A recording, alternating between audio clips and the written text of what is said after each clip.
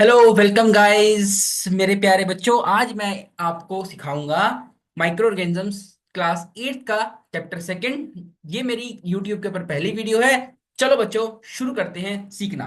पहले तो बच्चों एक रिक्वेस्ट है आपसे, मेरे इस चैनल को आप सब्सक्राइब करिए, शेयर करिए एंड लाइक करिए, जो कि मुझे मोटिवेशन का भी काम करेगा, जिससे मैं आपके आगे इंटरेस्टिंग वीडियोस और आगे ला सकूंगा। चलो स्टार्ट करते हैं क्लास 8 का माइक्रो ऑर्गेनिजम्स।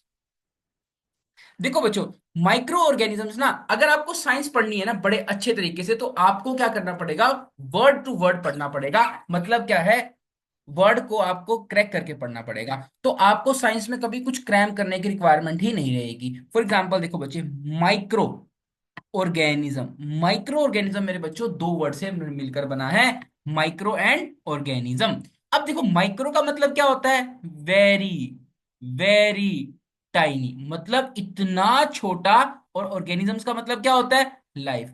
जो इतनी छोटी लाइफ होती है ना मेरे बच्चों, उसको हम क्या बोलते हैं, माइक्रो ऑर्गेनिजम्स। ठीक है। अच्छा अब एक बात बताओ मेरे बच्चों, अब माइक्रो ऑर्गेनिजम्स को देखने के लिए हमें क्या चाहिए होता है, माइक्रोस्कोप चाहिए होता है। ठीक है। आपने ना देखो अक्सर अपने पेरेंट्स से सुनी होगी बात कि स्कोप का मतलब क्या होता है। जैसे आपके पेरेंट्स कहते हैं, अरे भैया उस फील्ड के अंदर बड़ा स्कोप है, इस फील्ड के अंदर बड़ा स्कोप है। तो मतलब क्या, स्कोप का मतलब होता है विजन। वो क्या देख पा रहे हैं आपको उस फील्ड के अंदर। तो माइक्रो मतलब इतनी छोटी चीज को देखने का जो इंस्ट्रूमेंट होता है, उसको हम क्या कहते हैं, माइक्रोस्कोप। और मेरे बच्चों एक आपको दो एडिशनल इंफॉर्मेशन देना चाहता हूं, जो इस स्लाइड के अंदर नहीं लिखी गई है। पहली एडिशनल इंफॉर्मेशन है मेरे बच्चों, जो लोग इसकी स्टडी करते हैं उनको हम बोलते हैं माइक्रो बायोलॉजिस्ट। देखो मेरे बच्चों, इसको भी मैं आपको ना बड़े अच्छे तरीके से बताता हूं, इसको आपने याद कैसे करना है। माइक्रो का मतलब क्या होता है, स्मॉल। बायो का मतलब क्या होता है, लाइफ। और लॉजिस्ट का मतलब क्या होता है, स्टडी। जो इतनी छोटी लाइफ को स्टडी करेगा उसको हम क्या बोलेंगे, माइक्रोबायोलॉजिस्ट। और मेरे बच्चों देखो, और जो इसकी ब्रांच होती है माइक्रो, उसको हम बोलते हैं माइक्रोबायोलॉजी। स्मॉल लाइफ, तो उसको हम क्या बोलेंगे, माइक्रोबायोलॉजी। चलो एक बार हम स्लाइड से भी ओवरव्यू जाते हैं, देखते हैं बच्चे इसमें क्या लिखा गया है। एक बार मैं सारा इरेज कर लेता हूं यहां से। चलो, micro organisms are the microscopic organisms that can not seen with the naked eye. मतलब मेरे बच्चों इसको हम अपनी नेक्ड आई से नहीं देख सकते। मतलब इसके लिए बच्चे हमें एक स्पेशल इंस्ट्रूमेंट की रिक्वायरमेंट होती है। These organisms are usually unicellular in nature. ये ऑर्गेनिजम्स कैसे होते हैं बच्चे, हमेशा यूनिसेलुलर होते हैं। देखो अगर मल्टी सेलुलर होंगे तो उसको आप आराम से देख पाओगे। यूनिसेलुलर है, एक सेल की साइज के बराबर है, इसीलिए तो बच्चे हम इसको देख नहीं पाते। अब एक सेल का जनरली जो साइज होता है ना बच्चे, वो होता है 10⁻⁻⁶ के अप्रोक्स होता है। मतलब मेरे बच्चों, अगर मैं 1 मीटर का 1 मिलियंथ पार्ट कर दूंगा ना बच्चे, तब जाके मेरे पास क्या आ जाएगा, एक माइक्रो ऑर्गेनिजम्स जितनी साइज आ जाएगा। तो मेरे बच्चे एक्चुअल लाइफ के अंदर इतने छोटे होते हैं माइक्रो ऑर्गेनिजम्स। अच्छा अब मैं आपसे एक प्यारा सा क्वेश्चन पूछता हूं कि ये जो माइक्रो ऑर्गेनिजम्स है मेरे बच्चे, हमें मिलते कहाँ कहाँ पर है, कहाँ पर मिल सकते हैं हमें माइक्रो ऑर्गेनिजम्स। देखो मेरे बच्चे, माइक्रो ऑर्गेनिजम्स जो है ना, हमें इस यूनिवर्स के अंदर हर जगह पर मिलते हैं। आप ये कह सकते हैं ऐसी कोई इस यूनिवर्स के अंदर जगह नहीं है, यूनिवर्स के अंदर ऐसी कोई जगह नहीं है जहां पर इस माइक्रो ऑर्गेनिजम्स ने अपना डेरा ना जमाया हो। देखो मेरे बच्चों, आप सपोज करो ऐसी क्या जगह हो सकती है जहां पर ह्यूमन या और कोई और दूसरा ऑर्गेनिज्म नहीं जा सकता। हाँ, ऐसी बहुत सारी जगह हो सकती है जहां पर कोई दूसरा ऑर्गेनिज्म ना जा सकता, लेकिन माइक्रो ऑर्गेनिज्म एक ऐसा चीज है जो हमें हर जगह पे मिलेगी। उसके लिए ना माइक्रो ऑर्गेनिजम्स ने अपने अंदर एक स्पेशल चीज के अंदर एडवांसमेंट करी है, जिसको हम क्या कहते हैं, सिस्ट लेयर। ठीक है। ये बच्चों मेरे एक लेयर होती है जो माइक्रो ऑर्गेनिजम्स अपने चारों तरफ बना लेता है। ठीक है। और यही सिस्ट की जो लेयर है, वो उस माइक्रो ऑर्गेनिजम्स को काफी सालों तक जिंदा भी रखती है, प्लस मेरे बच्चे उसको हार्श कंडीशन के अंदर सरवाइव करने में भी हेल्प करती है। ठीक है।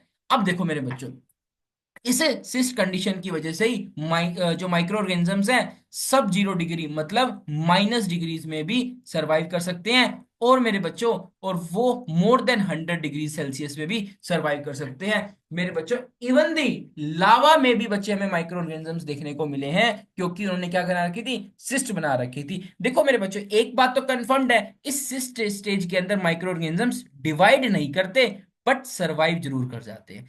ठीक है। अब आपने ना आपके पेरेंट्स ने कभी भी देखना कि एक घर में ईस्ट मंगाया होगा। अब ईस्ट के अंदर देखो क्या होता है, ईस्ट के अंदर वो माइक्रो ऑर्गेनिज्म ही है। ईस्ट क्या है हमारे पास, एक फंगस है। ठीक है। जब तक वो ड्राई ईस्ट अगर मंगाते हो, जब तक वो बोतल के अंदर है, तो वो सिस्ट बनाकर बैठा हुआ है, वो डिवाइड नहीं कर रहा, लेकिन फिर भी सरवाइव कर रहा है। हो सकता है उसको हम 1 ईयर 2 ईयर 3 ईयर तक उसको यूज ना करें, फिर भी बच्चे वो सिस्ट बनाकर बैठा रहेगा। वो अपनी सिस्ट बनाकर बैठ, जैसे ही उसको फेवरेबल कंडीशन मिलेगी, इट विल स्टार्ट डिवाइडिंग। चलो, अब यहां तक तो बच्चे आपको क्लियर हो गया होगा कि माइक्रो ऑर्गेनिजम्स क्या चीज है।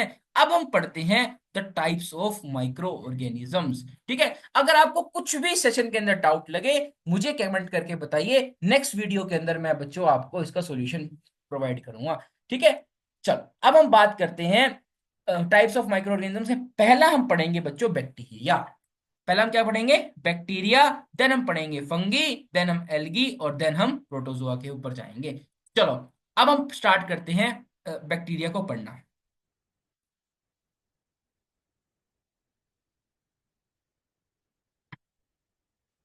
देखो मेरे बच्चों, बैक्टीरिया के बारे में क्या है, बैक्टीरिया क्या है बच्चे, हमारे पास एक simplest micro organisms are the unicellular. ठीक है।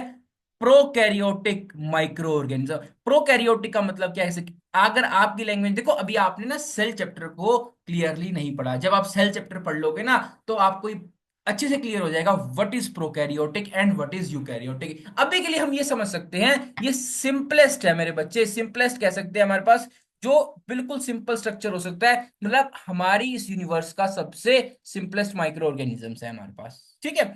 हम नेक्स्ट पार्ट पे आते हैं। Some bacteria are useful for a human while some are harmful. तभी तो बच्चों इस चैप्टर का नाम क्या रखा है हमने, micro organism is your friend as well as your foe. मतलब मेरे बच्चों, आपका ये दोस्त भी है और वहीं पर आपका ये दुश्मन भी है। देखो मेरे बच्चों, फ्रेंड कौन होता है, जो आपकी बच्चे हर कंडीशन में वो आपकी हेल्प करे।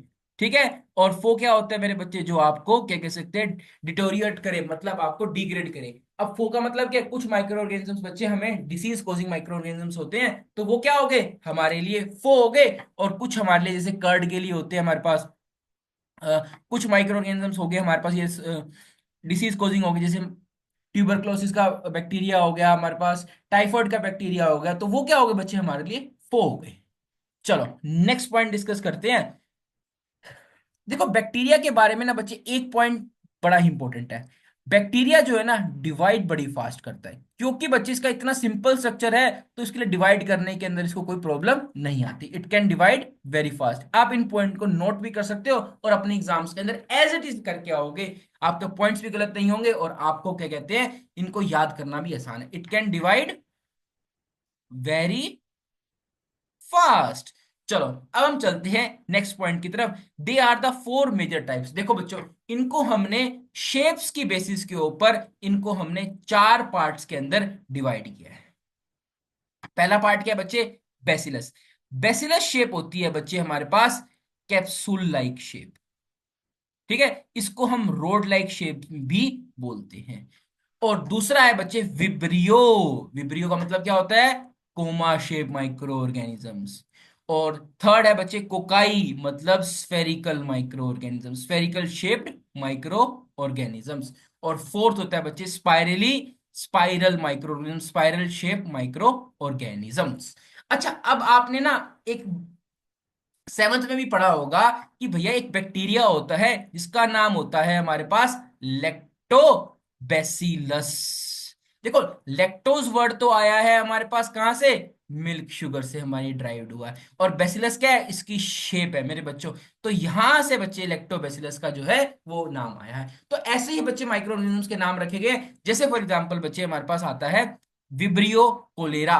अब ये कोलेरा क्या है बच्चे, ये हमें डाइसेंट्री करता है, एक टाइप का बैक्टीरिया है, और इसकी शेप क्या है, विब्रियो है। That's why we call that Vibrio cholera.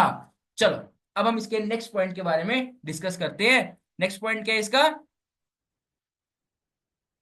Probiotics. देखो बायो वर्ड का कहीं पर भी आएगा तो मतलब क्या है उसका, लिविंग। ठीक है। Probiotic are the live bacteria and the yeast that are good for your health, specially the digestive system. मेरे बच्चों हमारी गट की अगर हम बात करें, गट का मतलब क्या होता है हमारे पास, small intestine and large intestine. अगर मैं इन दोनों की बात करता हूं ना मेरे बच्चों, तो इसको हम टोटली क्या कहते हैं, गट। हमारी गट के अंदर बच्चे मिलियंस ऑफ बैक्टीरियाज हैं, जो कि बच्चे हमारे लिए बहुत इंपॉर्टेंट होते हैं हमारे डाइजेशन के लिए। प्लस बच्चे बहुत सारे केमिकल्स ऐसे हैं जो कौन बनाता है, प्रोबायोटिक्स माइक्रो ऑर्गेनिजम्स बनाते हैं। ठीक है। इसीलिए बच्चे हमें पेरेंट्स और हमारे जो क्या कह सकते हैं एंशियंट लोग थे, वो क्या कहते थे कि हमें कर्ड खानी चाहिए, और हमारी बॉडी में जितने अच्छे गुड बैक्टीरिया होंगे उतने ही अच्छी बच्चे हमारी लाइफ होगी, उतना अच्छा हमारा डाइजेस्टिव सिस्टम होगा, उतना अच्छा बच्चे हमारी थिंकिंग स्किल्स और मेंटल स्किल्स हमारे पास और अच्छी होंगी। चलो, अब हम नेक्स्ट पॉइंट डिस्कस करते हैं, देखो आपसे, फंगी के बारे में। ठीक है। फंगी बच्चों देखो क्या है, फंगी सबसे अगर हम बात करें, fungi are the saprophytic and parasitic organisms. अगर हम बात करें बच्चों सेप्रोफिटिक, सेप्रोफिटिक का मतलब क्या होता है, दोज ऑर्गेनिज्म, ये बच्चे बहुत इंपॉर्टेंट पॉइंट है कि आपके एग्जाम्स में डायरेक्टली पूछ लिया जाएगा कि व्हाट आर सेप्रोफाइट्स। ठीक है। अब सेप्रोफाइट्स का मतलब क्या होता है, those organisms which lives on a dead और डिके माइक्रो ऑर्गेनिजम्स। ऐसे ऑर्गेनिजम्स जो बच्चे डेड और डिकेइंग ऑर्गेनिजम्स के ऊपर सरवाइव करते हैं और वहां से बच्चे अपना न्यूट्रिशन लेते हैं, इनको हम बोलते हैं बच्चों क्या, सेप्रोफिटिक ऑर्गेनिजम्स। अच्छा, एक पॉइंट मैं आपसे और क्लियर करना चाहता हूं बच्चे, इसको ना हमने एट्थ के अंदर स्कैवेंजर्स के नाम से भी जाना था, क्योंकि बच्चे इसको हम क्या कहते हैं, क्लीनर्स ऑफ द इन्वायरमेंट। क्योंकि बच्चे देखो ये ऑर्गेनिजम्स क्या करेंगे, सपोज करो आपके आसपास कोई ऑर्गेनिजम्स डेड हो जाता है, उस पे क्या करेगा, फंगी आएगा, उसको ब्रेक डाउन करेगा, उसको ऑर्गेनिक मैटर को इनऑर्गेनिक मैटर के अंदर ब्रेक डाउन करेगा, जिसको आगे plant as a manure use करेंगे। देखो क्या हुआ, वो जो हमारे पास अगर ऑर्गेनिजम्स डेड रहता हमारे आसपास, तो वो क्या क्रिएट करता, फाउल स्मेल क्रिएट करता। अब क्या होगा मेरे बच्चों, वो ऑर्गेनिजम्स तो डिग्रेड हो गया, तो ना तो हमारे पास फाउल स्मेल होगी, that's why we call that a scavengers और a cleaners of the environment. Then क्या आता है बच्चे, पैरासाइट।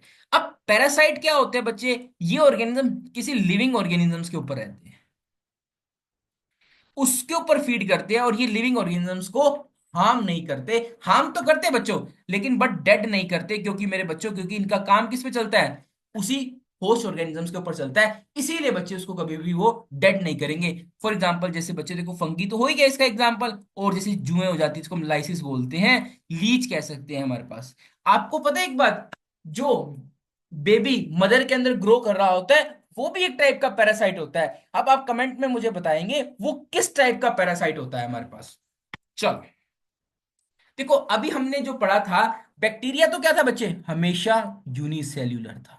लेकिन अगर मैं फंगी की बात करता हूं ना, ये यूनिसेल्यूलर के साथ साथ बच्चे हमारे पास मल्टी सेल्यूलर भी होती है। अगर मैं मल्टी सेल्यूलर की बात करूंगा ना, ये तो बच्चे वो ऐसी फंगी है जो आपने 101% सबने खा रखी होगी एक बार। ठीक है। पहला इसका एग्जांपल आ जाता है बच्चे हमारे पास मशरूम। दूसरा बच्चों इसका एग्जांपल है हमारे पास ब्रेड मोल्ड। ब्रेड मोल्ड का मतलब क्या है, हाँ ब्रेड मोल्ड तो किसी ने नहीं खाया होगा, लेकिन 100% मशरूम सबने खाई होगी एक बार लाइफ के अंदर। ब्रेड मोल्ड, ब्रेड मोल्ड क्या होती है बच्चे, इसको साइंटिफिक नेम बोलते हैं, इसको राइजोपस बोलते हैं मेरे बच्चों। ठीक है। ये क्या होती है, किसका एग्जांपल है हमारे पास, मल्टी सेलुलर ऑर्गेनिजम्स को। ठीक है। इसको हम माइक्रो ऑर्गेनिजम्स नहीं बोलेंगे, इसको बोलेंगे फंगी ऑर्गेनिजम्स। ठीक है। फंगी जरूर है ये, लेकिन ये माइक्रो ऑर्गेनिजम्स नहीं है, क्योंकि बच्चे इसको हम नेक्ड आई से देख सकते हैं। फिर आता है बच्चे हमारे पास ईस्ट। ईस्ट क्या होती है बच्चे, हमारे पास एक यूनिसेलुलर माइक्रो ऑर्गेनिजम्स है। अब ये यूनिसेलुलर है, तो हाँ इसको हम कहते हैं माइक्रोस्कोपिक ऑर्गेनिज्म, या फिर अपना माइक्रो ऑर्गेनिजम्स। चलो, अब हम चलते हैं बच्चों आगे। आगे क्या करना है, देखो अब हमने फंगी पढ़ लिया, अब हम चलते हैं नेक्स्ट पॉइंट की तरफ। ठीक है। अब देखते हो, अगर आपने जैसे अभी मैंने आपको बताया था बैक्टीरिया की कितनी शेप्स होती है, ये तो होगी देखो रोड शेप्ड। ठीक है। अभी हमारे पास स्पाइरली ये होती है, देखो बच्चे स्पाइरली शेप्ड। ठीक है। और ये हो सकती है कोकस शेप। जनरली ये तो हमारे पास एक वायरस दिखा रखा है, बट कोकस शेप कैसी होती है, ऐसी ही हमारे पास कोकस शेप्ड होती है। चलो, चलते हैं हम अपनी नेक्स्ट स्लाइड की तरफ। चलो अब एक बात बताओ, यहां पर ना बच्चे देखो साथ साथ में फंगस का एक फंक्शन लिखा गया है हमारे पास, वो क्या है हमारे पास? फर्मेंटेशन। देखो फर्मेंटेशन क्या होता है? फर्मेंटेशन होता है कन्वर्जन, किसका? Conversion of sugar into alcohol. आपको ना मैं एक बहुत इंपॉर्टेंट पॉइंट बताना भूल गया इसके अंदर, जो स्लाइड में मेंशन नहीं था। देखो फंगी ना तीन कंडीशन के अंदर बेस्ट ग्रो करती है। फर्स्ट कंडीशन क्या हो सकती है बच्चों हमारे पास? पहली कंडीशन हो सकती है हमारे पास वार्म इन्वायरमेंट। सेकेंड कंडीशन हो सकती है हमारे पास ह्यूमिडिटी। और थर्ड कंडीशन होती है बच्चे हमारे पास डार्क इन्वायरमेंट। इसीलिए तो देखना बच्चों, बरसातों के सीजन के बाद मतलब रेनी सीजन के बाद हमारे पास फंगस बेस्ट ग्रो करती है। ठीक है, और इसीलिए देखो बच्चे, रेनी सीजन के बाद डायरेक्ट क्या आता है? दिवाली। और ठीक है, मम्मा क्या कहती है? दिवाली से पहले हमें पूरे घर को एक बार सफाई करनी है। जब हम सफाई करेंगे, जो भी फंगस या माइक्रो ऑर्गेनिजम्स हमारे घर में ग्रो हुआ होगा वो सारा रिमूव हो जाएगा। अब देखो इसको ना बच्चों मैं आपको एक्सपेरिमेंटली भी प्रूव कर सकता हूं, और एक्सपेरिमेंटली प्रूव करके दिखाऊंगा एक दो दिनों के अंदर। आप बस कमेंट में लिख देना, sir do that experiment, so that I will arrange the necessary item for a experiment. चलो अब फर्मेंटेशन समझ में आ गया। Conversion of sugar into alcohol, तो उसको क्या कहते हैं बच्चे? हम फर्मेंटेशन बोलते हैं। और इसके अंदर ना बच्चे एक बाय प्रोडक्ट निकलता है CO2। और इसी CO2 की वजह से बच्चे ब्रेड के अंदर, ढोकलास के अंदर हमें होल्स देखने को मिलते हैं। ठीक है, जब ये CO2 डो से बाहर आती है तो हमें क्या देखने को मिलते हैं? हमें होल्स देखने को मिलते हैं। और फर्मेंटेशन कहाँ पर होता है बच्चे? कर्ड्स के अंदर भी होता है। ठीक है, तभी तो बच्चे जो हमारे पास लैक्टोज शुगर है वो किस में बदलता है? लैक्टिक एसिड्स के अंदर बदल जाता है। ठीक है, इस प्रोसेस को भी क्या कहते हैं हम? फर्मेंटेशन बोलते हैं। इसीलिए बच्चे देखना, आप कभी भी नोट करना, अगर आप लस्सी पियोगे ना तो उसके बाद आपको नींद आएगी, क्योंकि उसमें बच्चे कुछ ना तो कुछ अल्कोहल का भी फॉर्मेशन होता है और लैक्टिक एसिड का भी फॉर्मेशन हो जाता है। चलो चलते हैं हम अपनी नेक्स्ट स्लाइड की तरफ। ये देखो ये क्या है बच्चे? हमारे पास मशरूम है। इसका मतलब ये नहीं है अब आपको मैंने मशरूम के बारे में बता दिया कहीं से भी उठा के मशरूम खा लेना। बच्चे बहुत सारी मशरूम ऐसी है हमारे इस यूनिवर्स के अंदर, सॉरी यूनिवर्स वर्ल्ड के अंदर, जो कि डेंजरस है हमारे लिए, बड़ी पॉइजनस हो सकती हैं। ठीक है, तो ये मशरूम अब मैं किसी भी एक एक्सपर्ट की गाइडलाइन से हमें इसको यूज करना है। चलो अब हम चलते हैं अपनी नेक्स्ट स्लाइड की तरफ। चलो आज का हमारा ये टॉपिक हुआ खत्म, पंगी तक। So thank you for watching my video and subscribe my channel. Bye bye.